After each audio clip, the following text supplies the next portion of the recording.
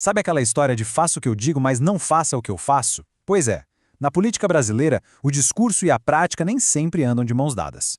Hoje, a gente vai mergulhar em um texto que descreve exatamente esse cenário como um espetáculo da incoerência, com um foco bem específico na esquerda.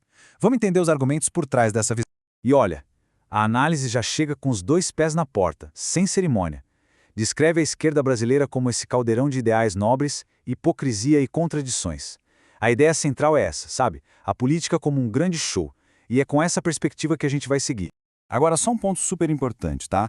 Todos os argumentos que a gente vai ver a partir de agora são do texto base. Nossa função aqui é simplesmente apresentar essa análise ponto a ponto, do jeitinho que ela foi construída. Combinado? Então, vamos começar pela economia. A análise aponta o que seriam contradições entre o que a elite de esquerda prega e o que ela de fato vive no seu dia a dia. O primeiro ponto que o autor levanta é exatamente este. De um lado, o discurso de defensor ferrenho do povo.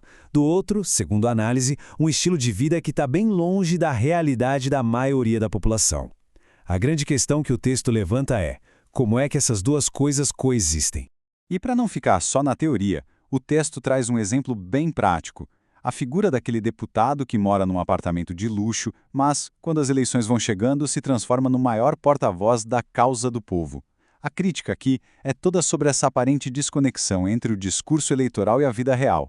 Em seguida, a análise descreve o que chama de lógica circular. Funciona mais ou menos assim. Primeiro passo, a promessa de mais empregos e dignidade. Ótimo. Só que aí vem o segundo passo, uma regulação super pesada sobre as inovações que poderiam justamente criar esses novos empregos. E o resultado? Terceiro passo, o questionamento de, por que não estão surgindo vagas novas? É o que o texto descreve como um ciclo que meio que se auto-sabota. Ok, saindo um pouco da economia, a análise agora mergulha no campo das contradições ideológicas. A ideia aqui é questionar a distância entre os princípios defendidos no discurso e o que acontece na prática.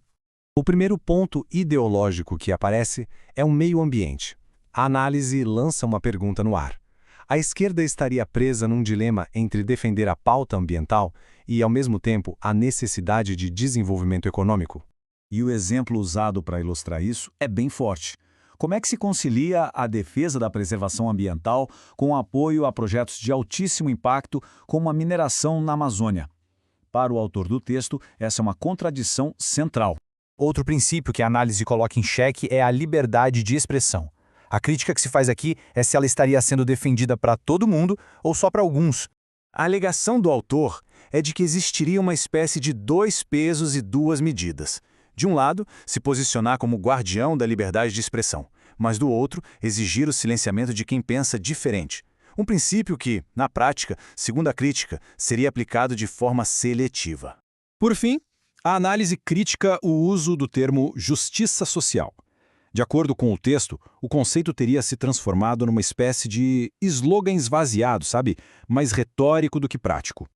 A metáfora usada no texto é bem direta. A justiça social seria como uma roupa elegante que se usa em eventos para causar uma boa impressão, mas que no dia a dia não se traduz em políticas que realmente fazem a diferença.